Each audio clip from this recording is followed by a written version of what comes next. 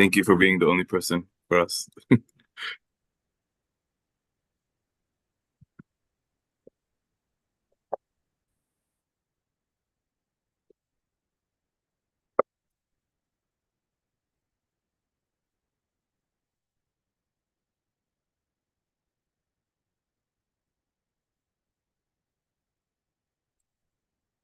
Hi, Faraz. Nice to meet you.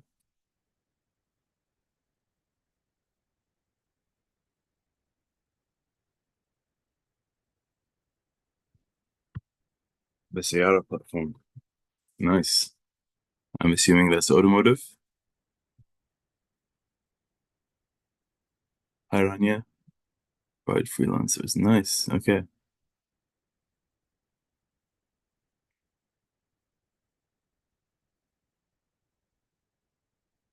Oh, Rania.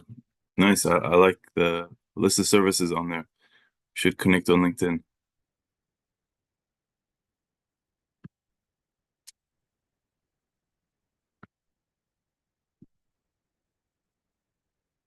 Hi, Radha. Nice to meet you.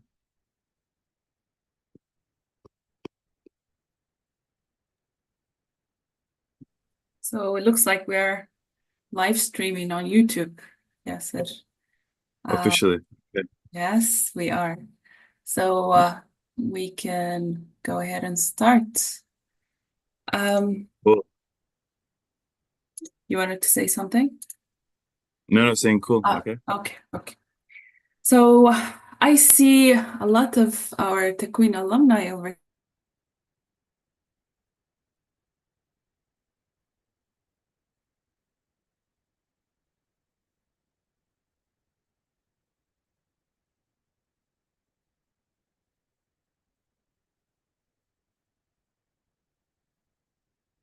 Hello. So have I disconnected or has Dashni disconnected? No, it's Miss Dashni. Okay. I was checking my internet.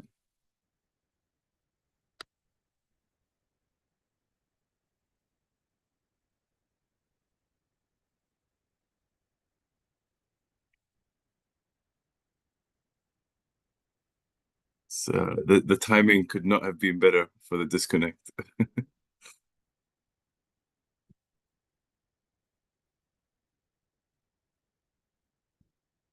Hi, Batul. Nice to meet you.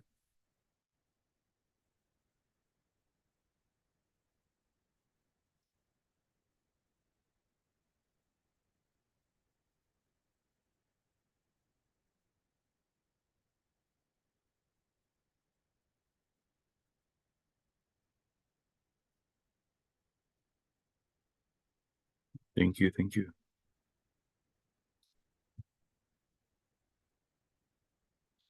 Hi, Nasser. Nice to meet you too.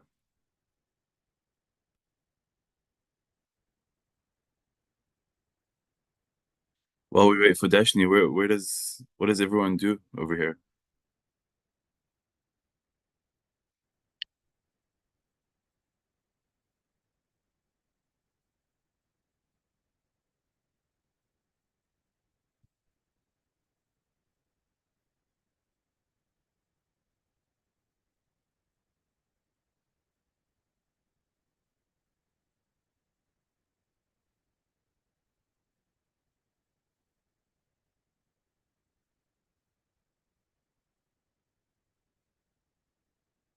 Nice to meet you, Ibrahim.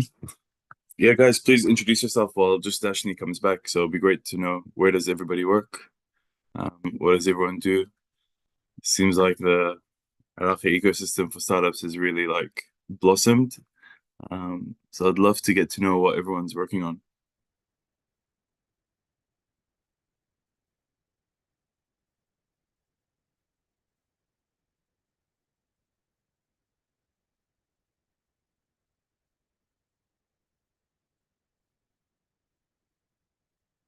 Nice. Okay. Real estate app startup.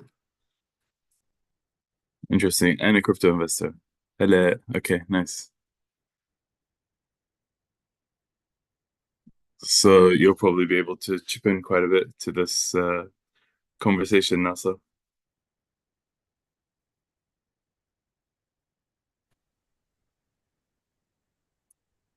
All right, Dashni's back. I am back. What is the irony here? We are talking about technology and blockchain, and then our electricity is cut. Uh, Apologies, everyone, but welcome to Iraq. We can go ahead and start again. So, as I was saying, my name is Dashne. I'm the Accelerator Manager of the Queen Accelerator, and I want to welcome you all for being part of this webinar. And I'm very thrilled to have such a diverse group of audience here and in the live stream. Today's session is titled Blockchain Basics for Startups. It is designed to provide you with an engaging and insightful overview of blockchain technology. And I'm really interested to learn more about blockchain and this technology. We're honored to have Yasser Shakib as our presenter. Yasser is an investment manager at the University of Auckland Investment Fund and the co-founder of Shakumaku. Shakumaku is a prominent YouTube channel that is promoting Iraqi culture and Iraqi language on YouTube. During this webinar, Yasser will guide us through the fundamentals and foundational concepts of blockchain technology, exploring its potential application for startups and its transformative impact across various industries. This session is going to be very interactive. Unlike our other webinars, we encourage you to participate. We encourage you to ask questions while we go through the material. And Yasser will also ask you questions while going through the material. So this webinar is going to take about 25 minutes of presentation. Meanwhile, you guys are free to ask questions, write it in the chat box. If you're watching us on live stream, write it in the Facebook comments or YouTube as well. And after that, we will also have a dedicated time for Q&A. If you have any questions that is out of the material that we talked about, you can ask it then. So without further ado, I hope you will benefit from this session, and I hope it is informative for you. Enjoy it, and back to you, Yasser. Thank you, Dashni. Thanks for the intro. Hi, everyone. So I'm Yasser. Dashni did a great job of introducing me, so I probably don't need to go too much depth into it. But so I am an investment manager at the University of Auckland. A lot of people get Auckland confused with Oakland in California, but Auckland in New Zealand. That's currently where I am right now. I moved here when I was 6 years old. My family left Iraq in 96. And yeah, grew up here. I've always, been back to Iraq quite a few times.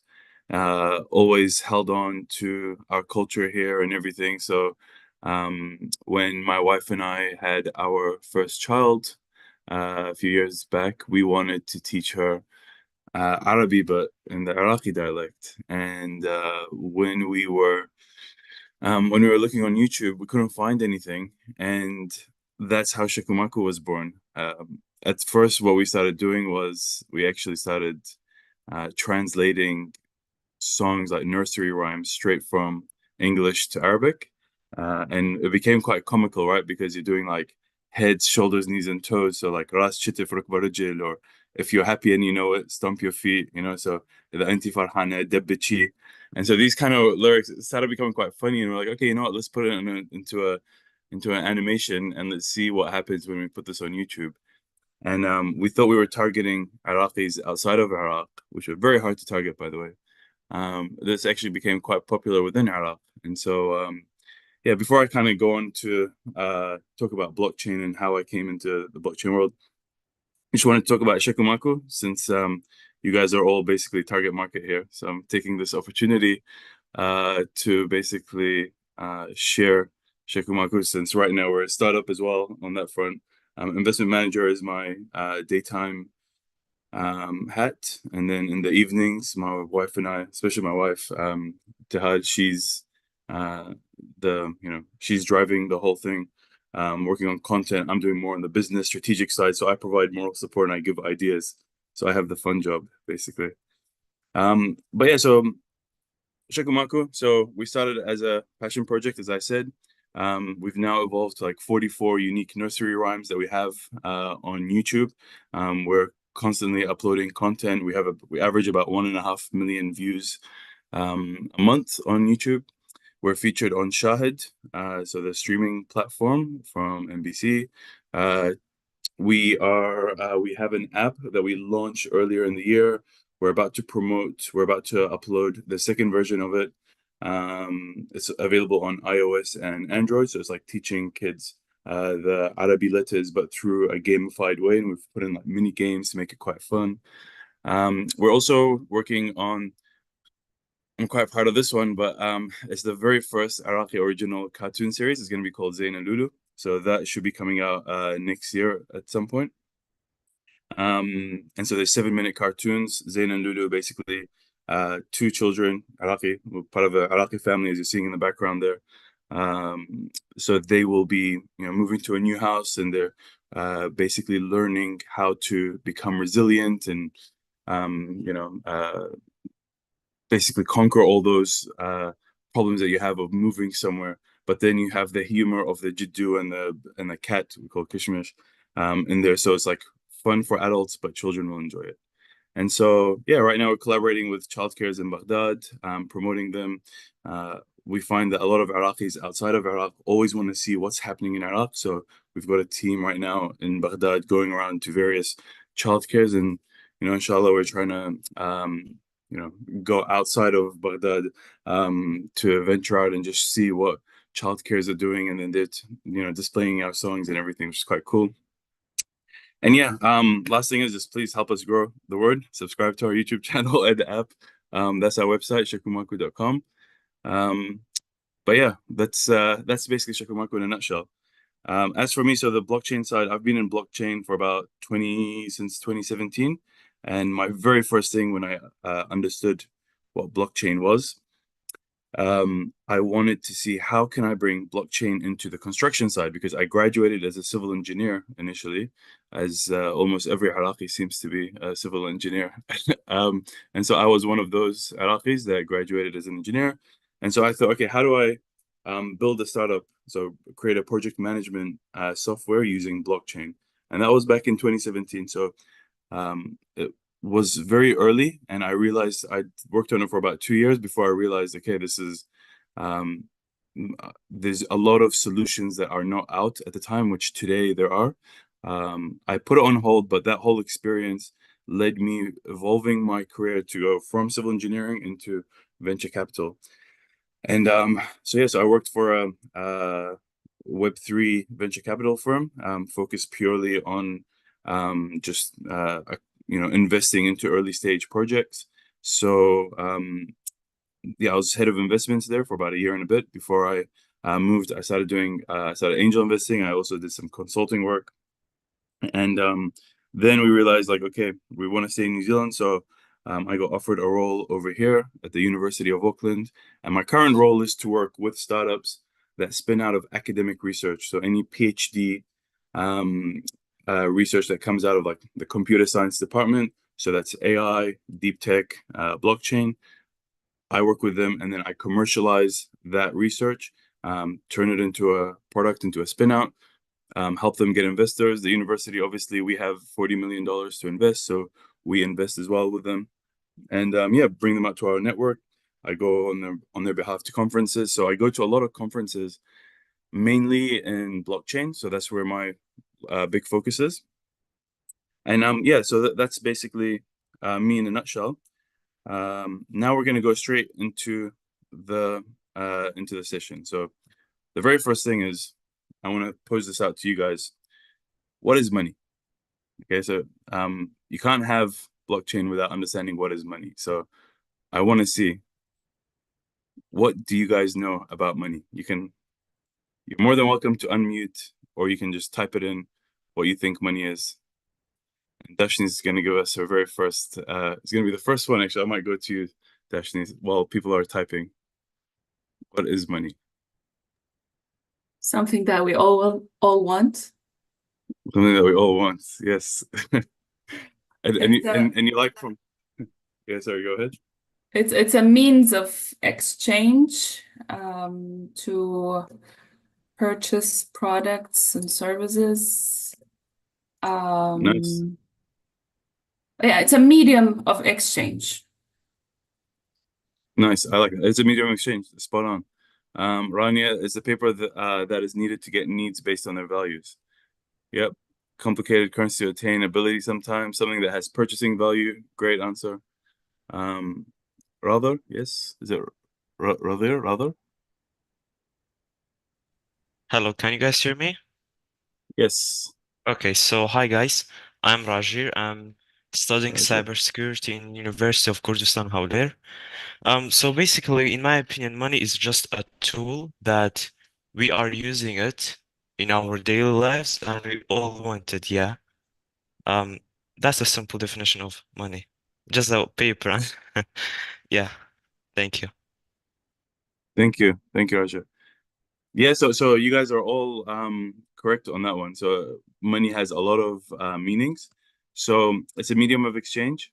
It facilitates transactions between buyers and sellers.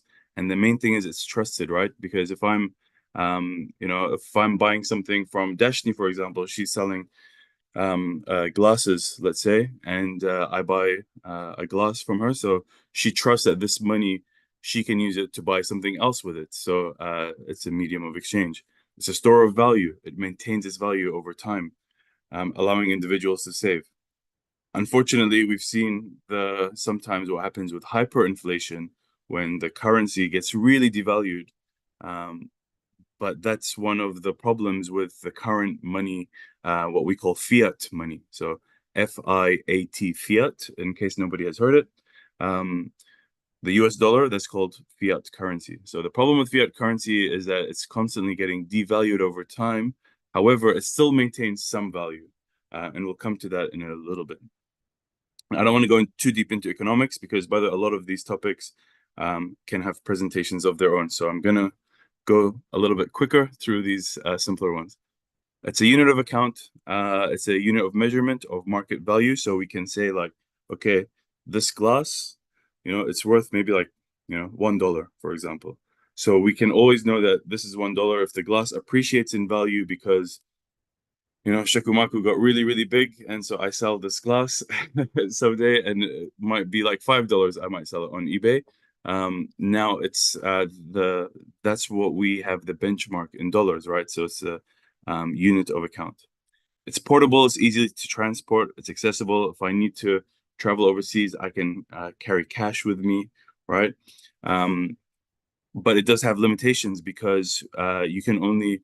I've never had this problem, but I'm sure we'd all love to have this problem. But you can only carry $10,000 at a time with you on an airplane. So that's it is a problem because if you have large chunks of cash, you don't have access to a bank account, and you want to transfer your wealth. How do you do that? It's divisible, so it can be broken down into smaller units. So 100 cents makes $1. Durable and recognizable, which we've kind of just talked about. So now, what is Bitcoin?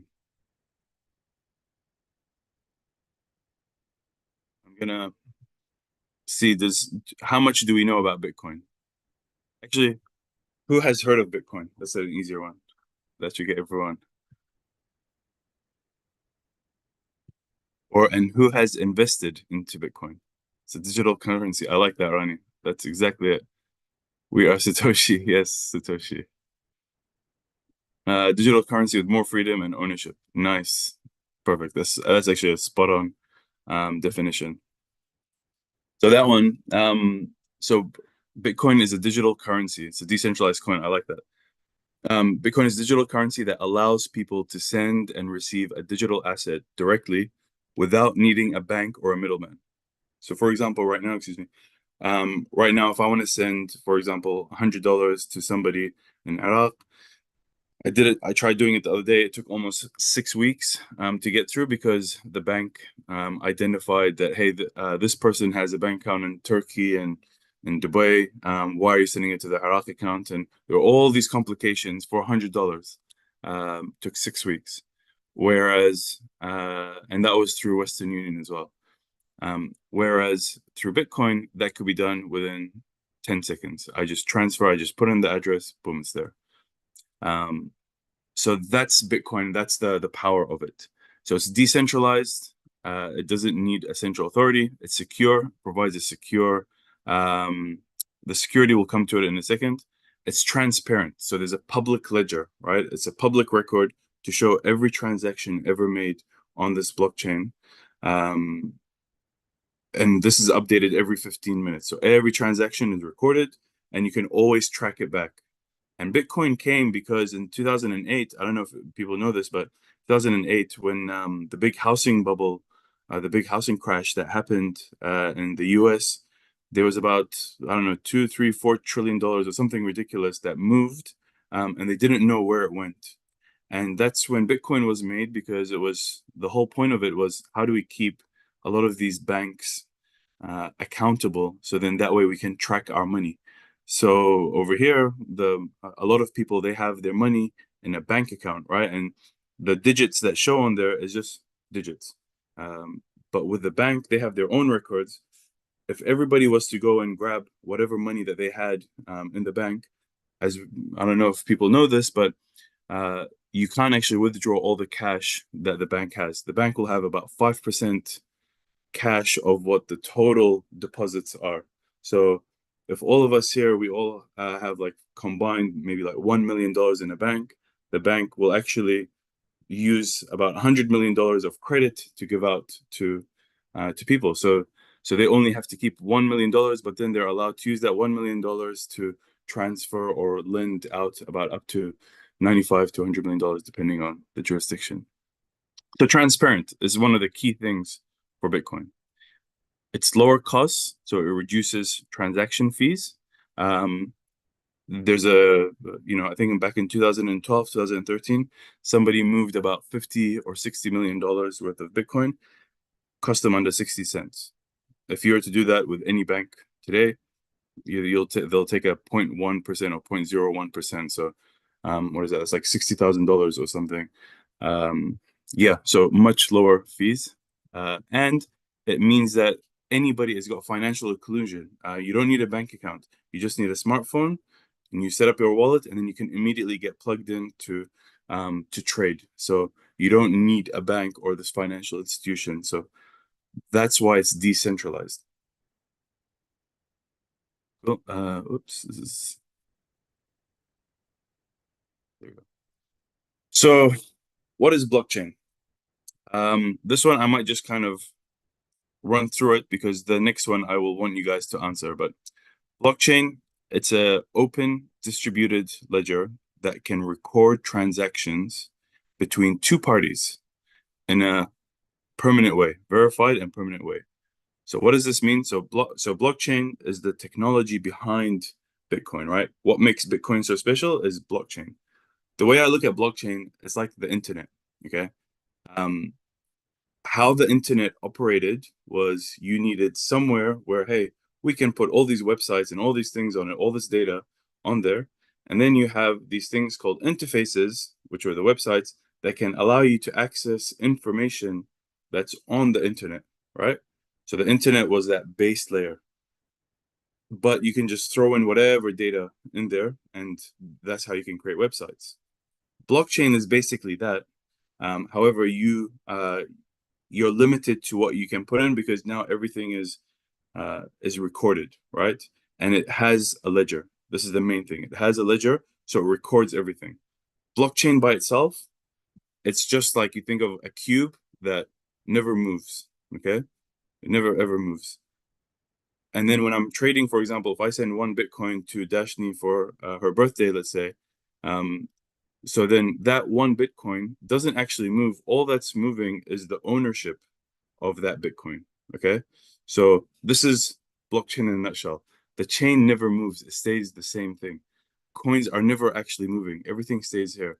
What changes is the ownership of it. Okay, and this is a very key point. I hope this makes sense because it's a very key point. With us, with banks, with money, we are giving out the money, right? So if you have a piece of cash, you're giving that $50 note to somebody, that $50 note goes to somebody else, etc. It's the note that's moving. With blockchain, it stays the same. It's the ownership of that specific coin on that block that's moving. Okay. And it's permanent, so it stays there constantly. Now, does this make sense so far for everybody? Because I understand it's a little bit, it's quite technical. It takes a while to get your head around it, but I hope this makes sense so far. If you are confused, just let me know, and we can, I can give some other examples. Great definition. Perfect. Okay. One person's happy. Okay, then we can move on. So what is Web3? So this is where I'll post this question out to you guys. What do you guys know about Web3? What does it mean?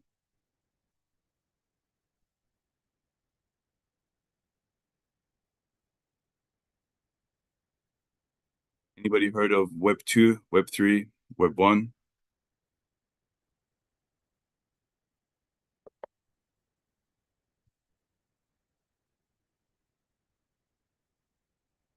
Okay, so while people are typing, so Web3, the next generation of internet that aims to be decentralized. Great answer. It is the deeper side for internet. That's also good. So Web3, okay, let's look at Web1. Okay, Web1, when it first came out in the 90s, early 2000s, it was basically read-only static information, right? The internet was just this one-way communication where, hey, we have this thing called the internet. We're just putting in data on here. You can just go in there. Now you can just read it. And so that's where Google came in. Google was like, hey, you know what? There's so much to read. We should be able to help people to find what they search, find what they need a lot faster. That's why Google became what it is. Web 2 became a read-write interactive. So there's two-way street. Now, from your own computer, you can start putting data into there, right? And this is how Facebook came about. Facebook was, the whole point was, hey, it's not just about us as a platform allowing people to read, but we want them to also post from their side. And that's where this whole peer-to-peer economy started coming in, because people can start contributing from their own computers. However, the problem was that they were only contributing to platforms that were very centralized, right? So you look at Facebook, for example, how do they make money? I'm sure you guys all know about, this is like it's a rhetorical question, but how does Google and Facebook make money? They make each like around, I don't know, 100 to 200 billion dollars, something ridiculous per year from selling your data. And so that data is because what you type on their platform, by you having their applications on your phone, you are now, whatever you're doing is being tracked, and that data is stored somewhere for them to sell to companies like Shikumaku, for example, to now be like, hey, we are looking for people that are Iraqis, parents under the age of, between ages like 25 to 34 with young kids. We want to target them. And so then we'll put a campaign out, for example, right? And now you look at every business, how much will they be spending on targeted campaigns? By the way, mind you, we spent very little, just side note. Most of our money has gone on content creation, but to give you an example, that's Web 2, okay? Web 3 goes one step further, and this is where it requires basically like almost like a new internet with blockchain, because Web 3 is like, hey, you know what? This data now that's all centralized, we're going to break that up and we're going to put it into somewhere over here where everyone owns their data. Where now anything that's ever done on this blockchain, you can attribute a token to it, okay? So if it's a money, if it's token, for example, it's tracked. If it's even like a post on Facebook, you put up a status, you can now put that into as a token and you can track it, right? And so then that way, If somebody wants to sell that piece of data, they have to get your permission first. And if they get your permission, that means they have to pay you money for it. Okay? Which is very different to the Web 2, where your data is all there and these companies can just buy and sell without your permission. Okay, does this make sense what Web 3 is? So Web 3 is really, it's basically exactly as Liat said, it's the next generation of internet that aims to be decentralized. It's a way where you can break up and disrupt any centralized model and you make it decentralized. I hope that makes sense. So, question for the audience, is it important that we own our own data?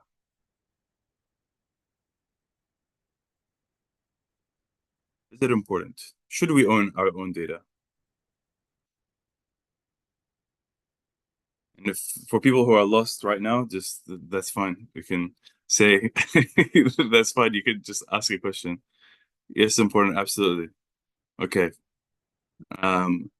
It is our IP. Nice, exactly. Data is control. I like that. It is absolutely control, especially in the world of AI. Data is going to be the new fuel, the new oil, right?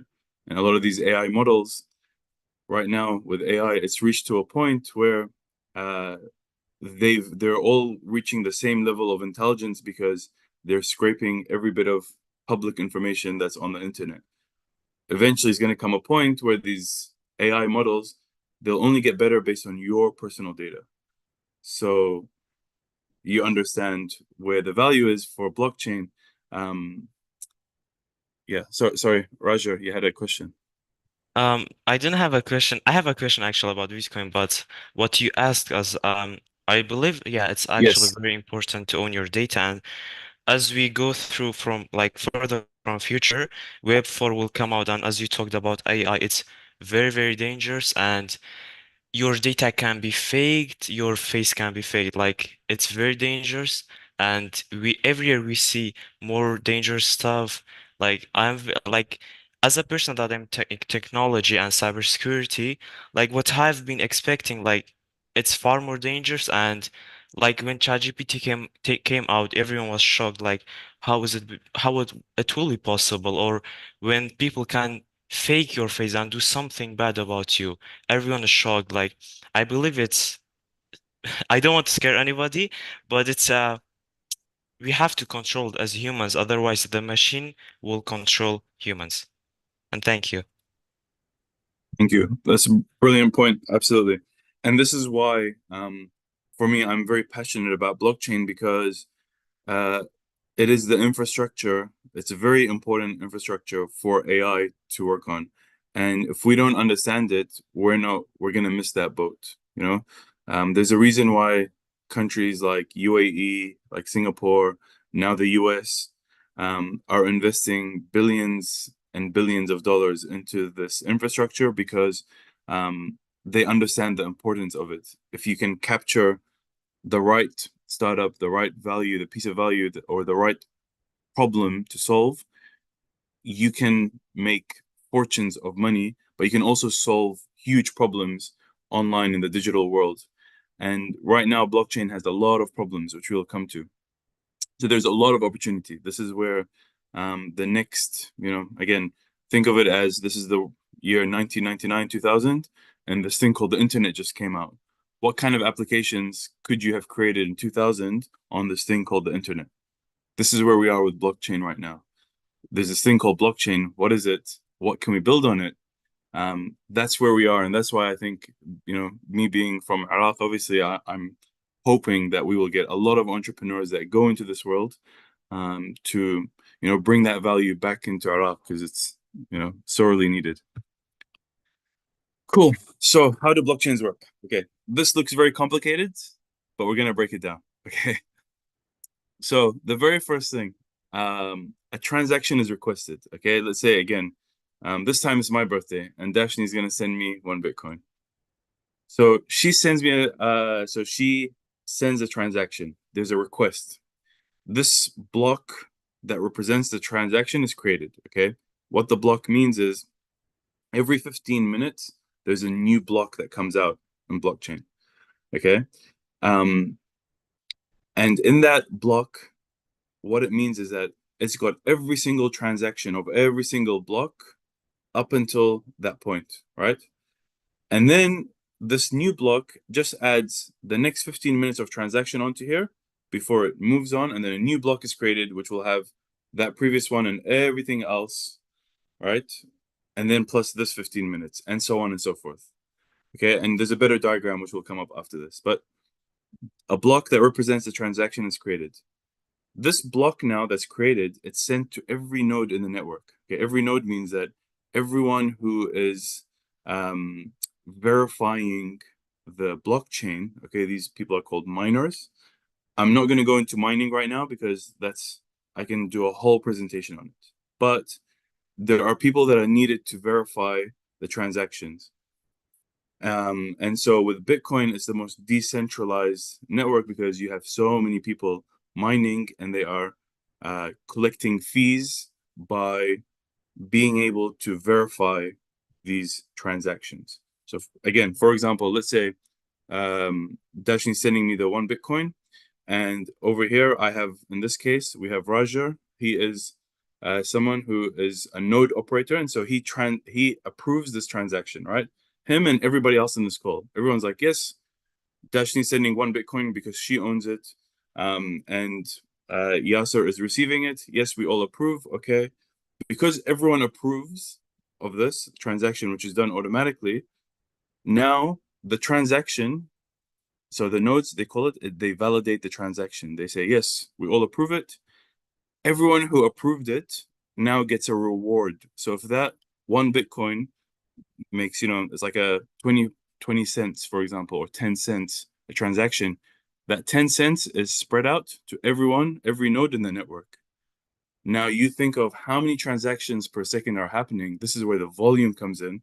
That's how these node operators, for them, it becomes very worth it spending, all this energy, everything that they need for the equipment and the hardware, because now they have a constant supply of money and revenue coming in by being able to verify transactions. Okay, that's a whole business model in itself.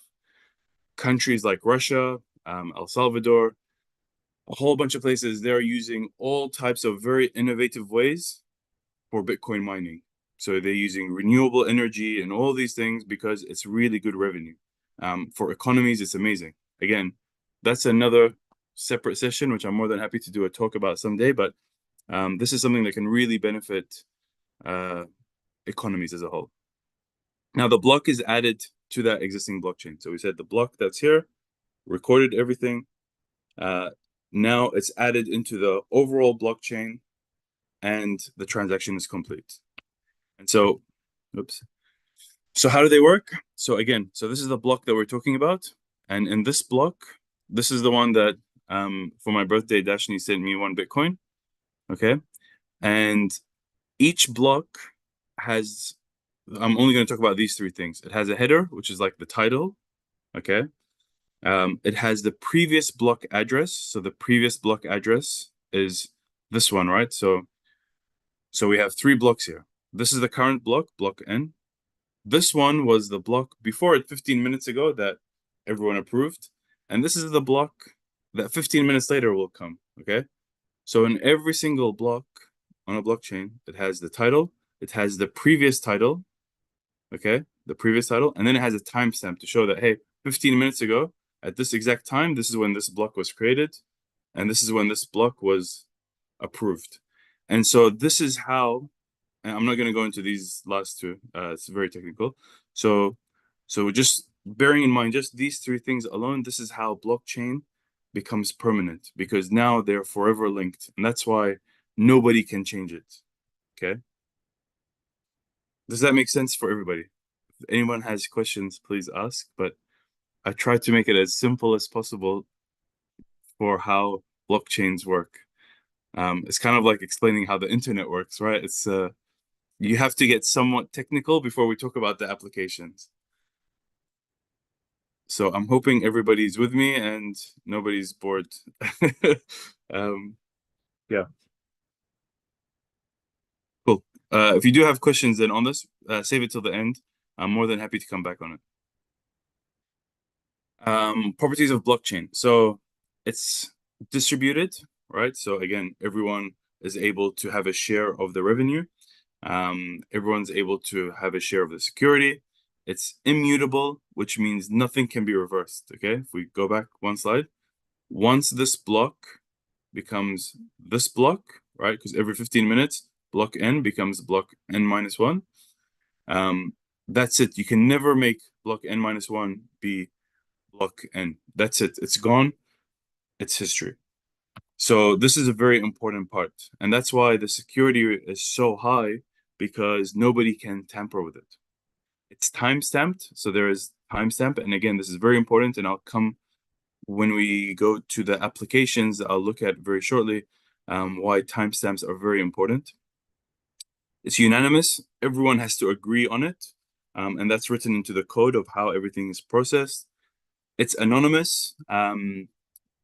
We don't like, my name is not Yasser on the blockchain. It's 60 letters, 60 characters, like XZ125W1, it's something like that.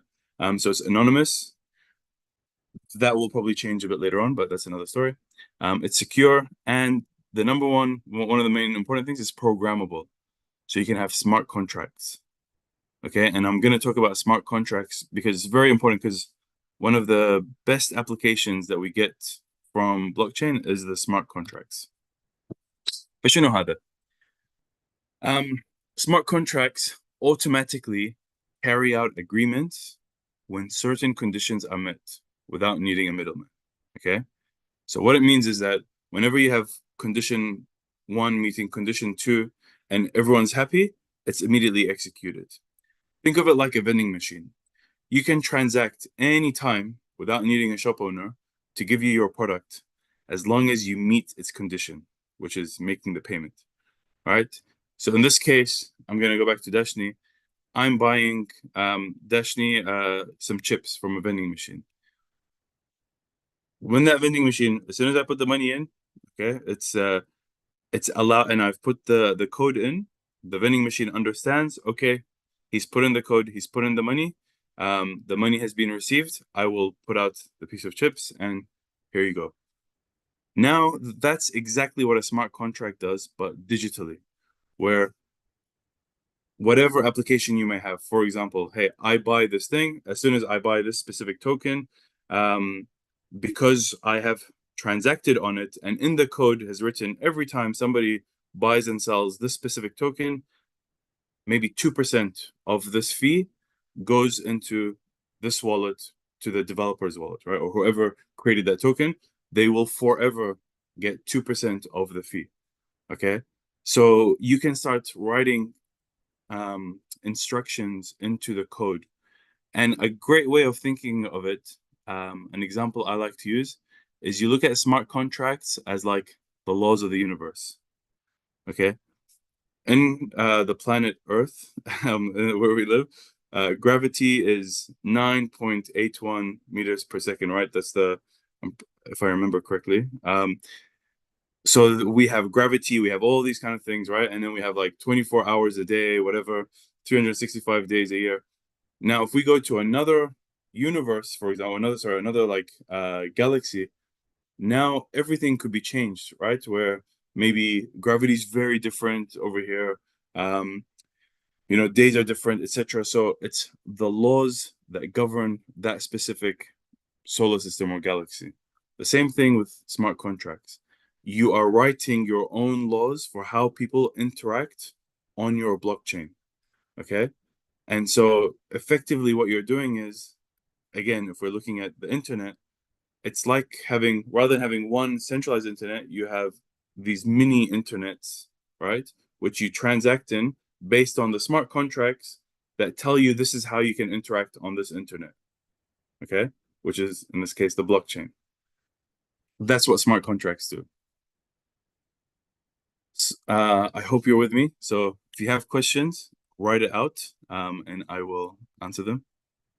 Smart contracts again, and this is the last thing that's technical before we go into applications. A contract is created between two parties. Some triggering events are set, like a deadline, and then regulators and users can all analyze the activities. which means because it's on a blockchain, it's public, you now start having data of how these smart contracts are working, right? Because now anytime any transaction of any kind has happened on a blockchain, everybody can access it. Now, think of the applications here of how much analytics you can get, how much data you can get if you are able to see every single user on your app, for example, how they spend their money, how do they interact online, right? But everyone can see it. The problem is right now with the internet, in Web 2, the only people that can actually see how you're interacting are the platforms that are controlling it, right? So again, we go back to Facebook or Meta. They are monitoring how you're interacting on your mobile phone, right? That's the centralized model. When it's on blockchain, it's decentralized.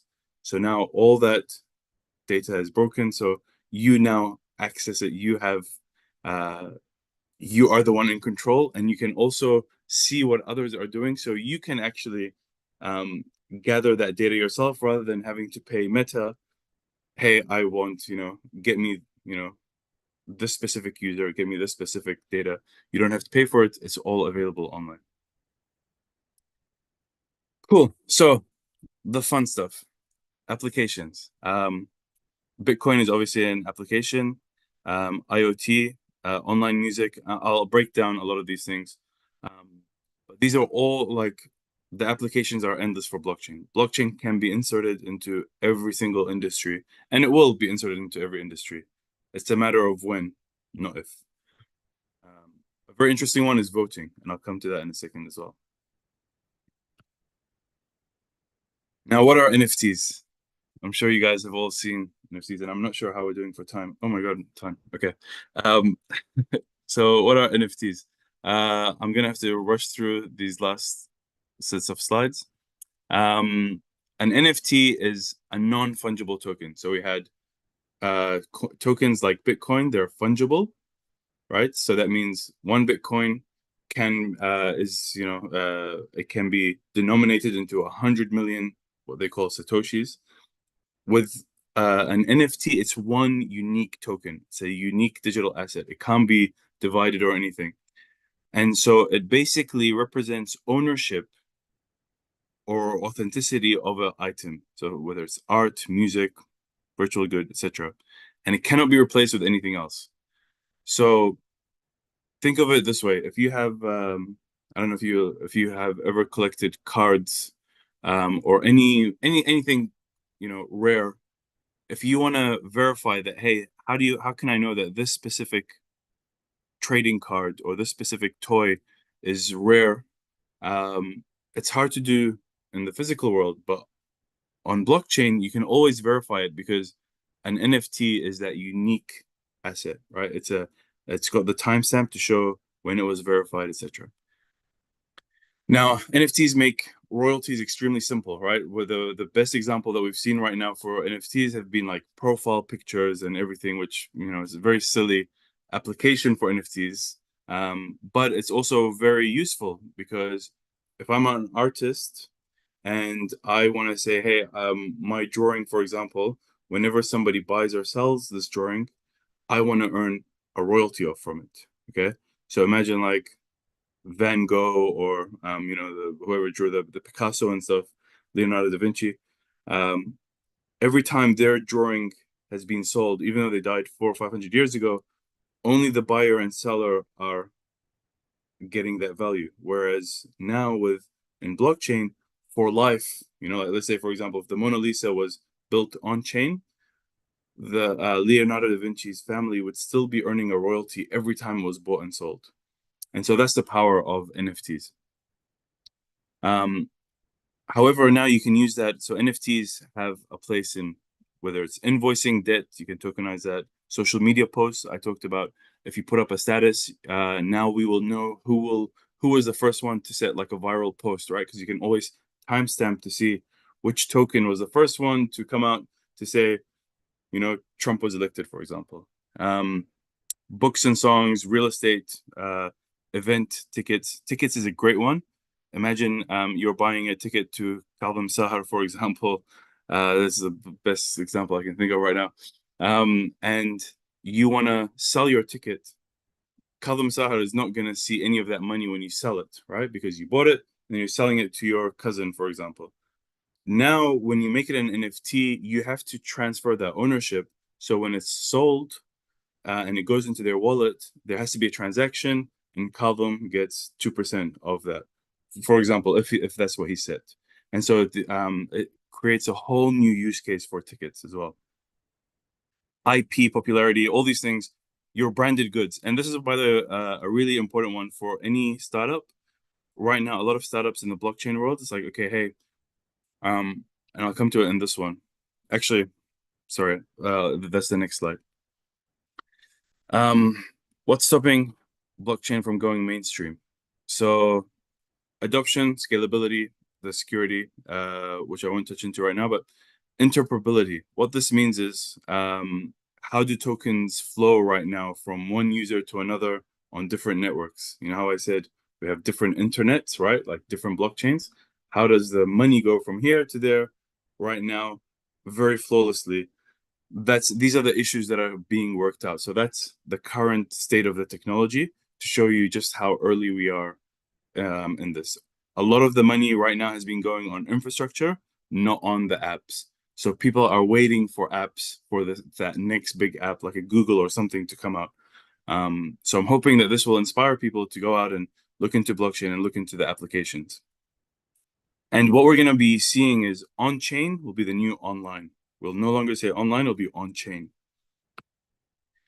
So final slide over here. What are the benefits of going on-chain for startups? So essentially, you're doing an IPO. If anyone doesn't know, that's the initial public offering. You're IPOing from day one. Okay, so if you are a new startup, you're like, hey, you know what? I want to raise tokens. I'm gonna put my tokens out there, and my community can buy it very early on. What you're doing is, what this allows is that you can give your earliest community members access to your popularity from day one. Now, right now, if you want to buy any kind of stocks for a company, you have to wait until they're very mature. They have to go through all these regulations, and then all the investors have made all their money for them to then allow it for the public to buy, right? And this is how the S&P, the NASDAQ, all these things work. With blockchain, you're decentralizing that. You're taking out all the middlemen. So if for Shakumaku, for example, right now, if Iraq had a very strong blockchain ecosystem, we would have launched a token. So then that way, Iraqis would have bought our token. But unfortunately, that's right now, we're still at a stage of discovering how that all works, right? So if you are a startup and you have users outside, maybe in Southeast Asia and South America, where they buy tokens, they're very native to it, and that's your target market. You set out, you launch a token, and these people can now start, the community members can buy your token early on.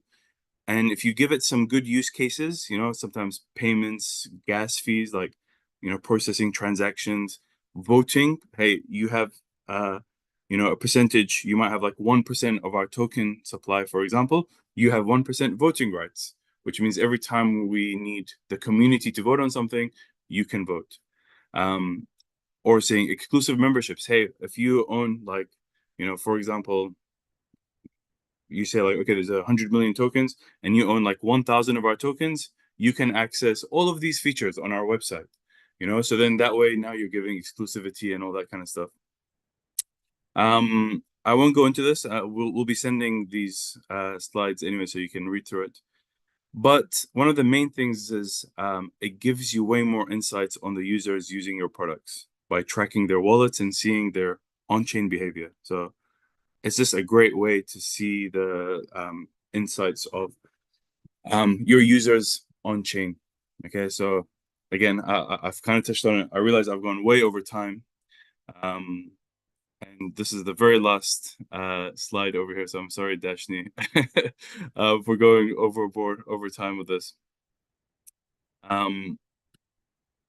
Yeah, so what type of businesses, startups should consider going on-chain? So if you are a startup, you have high volume transactions, right? So if you are constantly buying, selling things, you're a platform, an e-commerce platform, 100% looking to going into blockchain. If you're a supply management business, right, where you need to track the supply or certain goods, for example, you can now tokenize them, definitely go into them. And supply chain, by the way, right now is really getting disrupted to the blockchain, and it's being improved way better. The optimization there is unreal, because you're able to track and verify the movement of goods. And I can talk on that at a later time. Real estate. I can't remember who said that they own a real estate app. So real estate right now, what people are looking at, how do you fractionalize ownership? Okay, it's like, hey, there's a house for $1 million, for example. I only have, 20K, but I want to live in here. And so if I can basically get maybe 50 other people to all put in 20K as well, now we can, we all have, we can make $1 million. We have created a token that represents the ownership of each person. And so now what you've done is you have a token that represents the ownership. That token could then be bought and sold very easily to other people. And you don't need every time to do a transaction of this real estate to go to a bank, to go somewhere. And there are startups that are already working on this. The big issue here is regulations, because banks understand they're going to go out of business. Lawyers understand they're going to go out of business when blockchain kicks in with these kind of things. So IP, NFTs for art, which we talked about, music, patents, etc. Companies that rely on IP or brand to monetize. Again, if you're an IP company where you are relying on your popularity, so this is where like influencers, celebrities, they are starting to launch their own tokens. Whether we agree with it or not, personally, I think it's a bad application, but it's happening. People are buying it because they understand, hey, as this person gets more and more popular, people are going to buy their coins, their tokens, etc. So there's a lot of use cases. I'm just sharing with you what we're seeing today. Any business with loyalty programs or rewards should look into it. And any business doing online payments should at least begin offering crypto payments. Okay, so if you have anything that you're doing online payments, start finding a way how to incorporate Bitcoin, Ethereum, USDT, like Tether payments, because now there's going to be a big market for them. And we're already seeing that in Dubai right now, where everything you can pay with crypto at the moment.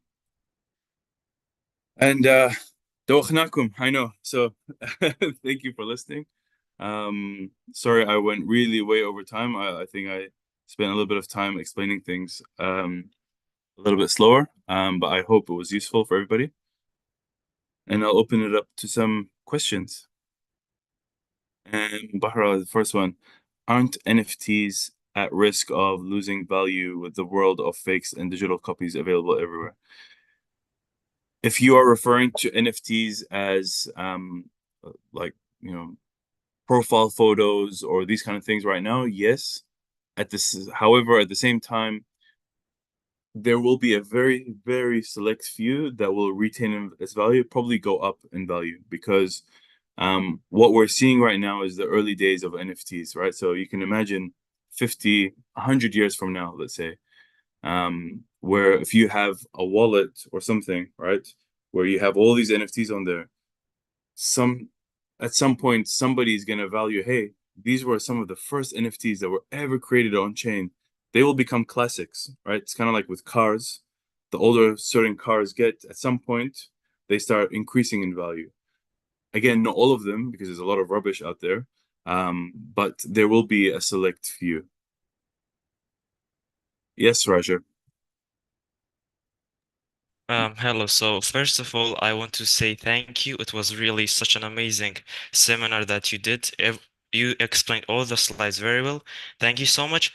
I have two simple questions, and my first question is like for someone who is like who wants to get into something, like do you recommend them to get into blockchain and Bitcoin or AI? Because it's like such a hard decision to make, like which path should I take? They might be I don't think they are somehow related, but this is my first question. And the second question is that I want to know, like in 2008, when like first Bitcoin invented, like what problem did it solve, like when they created Bitcoin? Thank you. Those are Okay. my two simple questions.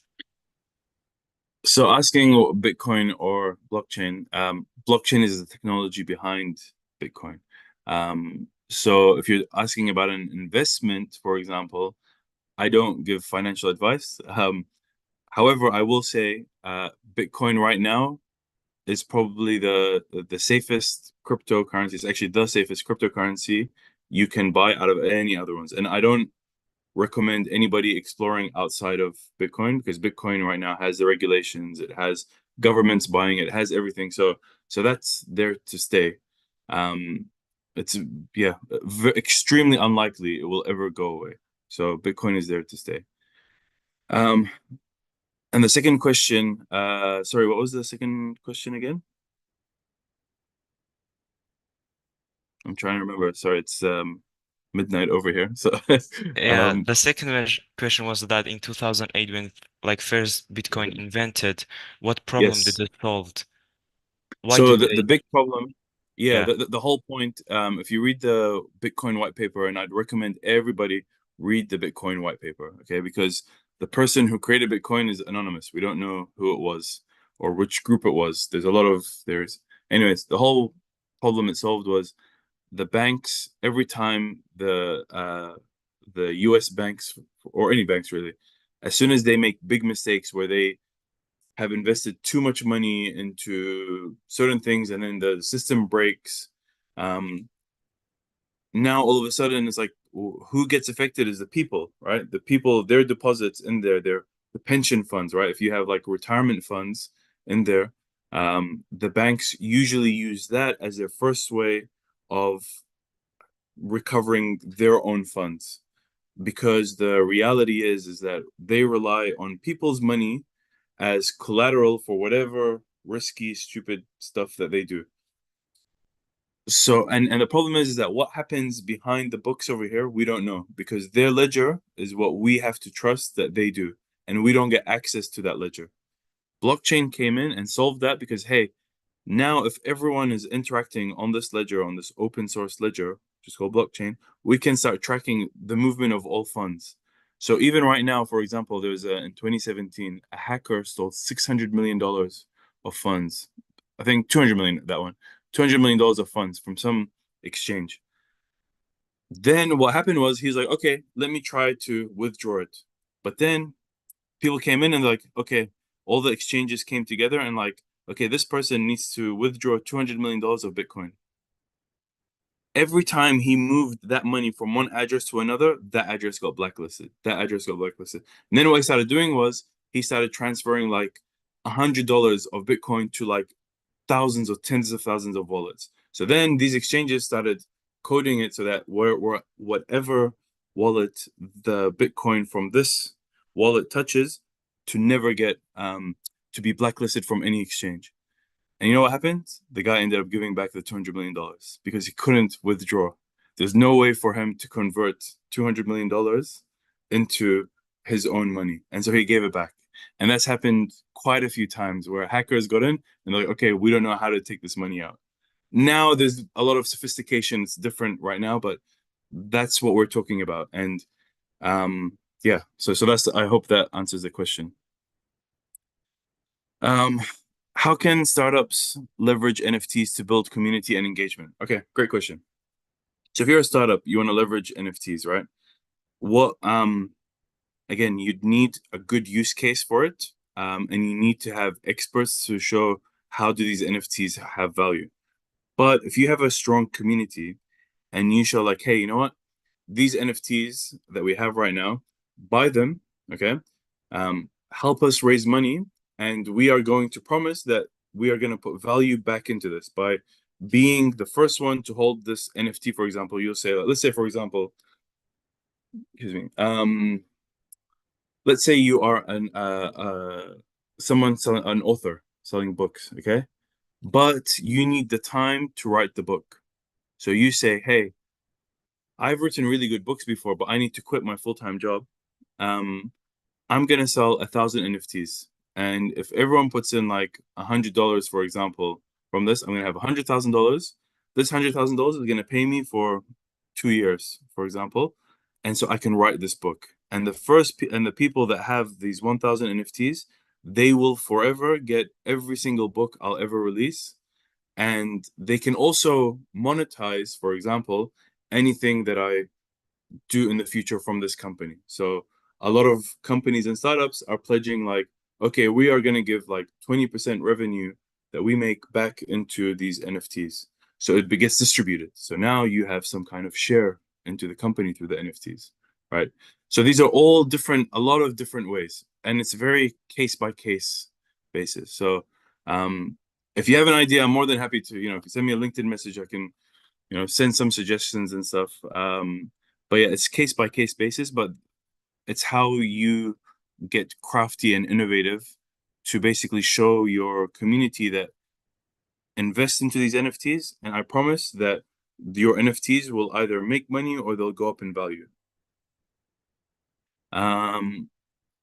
My client from Switzerland paid our freelancers through crypto and we cashed out. We also built an application that teaches about crypto in App Store and Play Store. Thank you for, okay, cool. DR, yes. You had your hand up. Hello, Yasser. Yeah.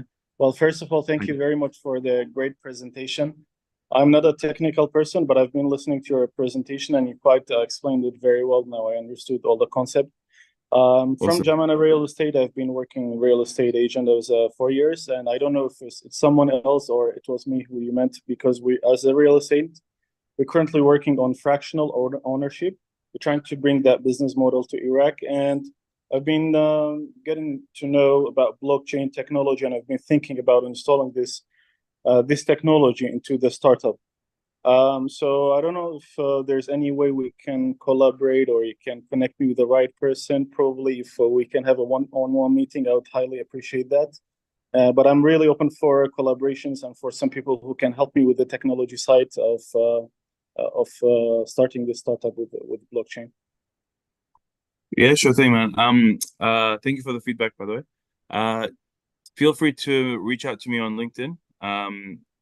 Send me a message on there, and I can help brainstorm and do some things. So yeah, more than happy to do that. Thank you very much. I appreciate it. No worries. Cool.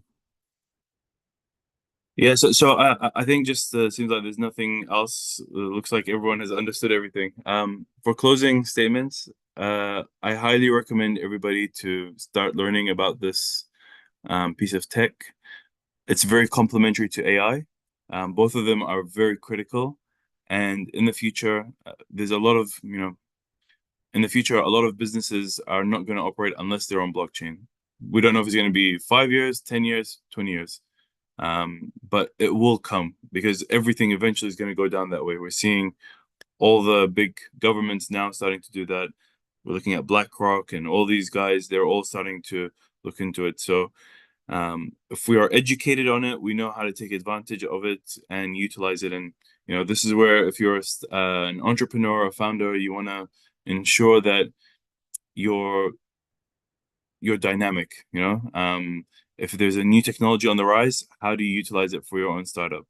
And it would be very silly to not look into new technologies because your competitors are 100% looking into new technologies. So yeah, learn about it. You have so many free resources online. Don't go out and pay to learn. Everything is there online. So first utilize that before you start thinking like, oh, okay, I need to pay to learn. Yeah, there's so much content out there. But otherwise, that's it for me. Thank you so much, Yasser. That was such an informative session, very interactive. I really enjoyed it and learned so much from it. I'm sure everybody also benefited from your session. So thank you everybody for joining us, for your questions, your comments, and your interactions. What I will do right now is I will have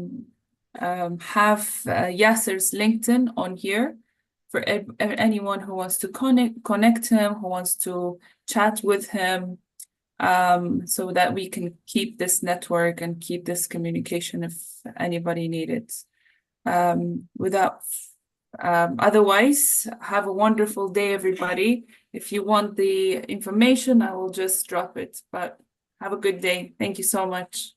Thank you. And just forgive me if I do take a little bit to respond on LinkedIn. So in case there's going to be 40 people reaching out, so just forgive me in advance. Let me find Okay. you. Yes. Just Cool. right now, I will.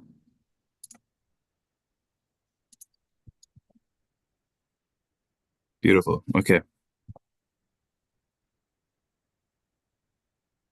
Yep, that's his LinkedIn. Thank you, everybody, and have a wonderful day.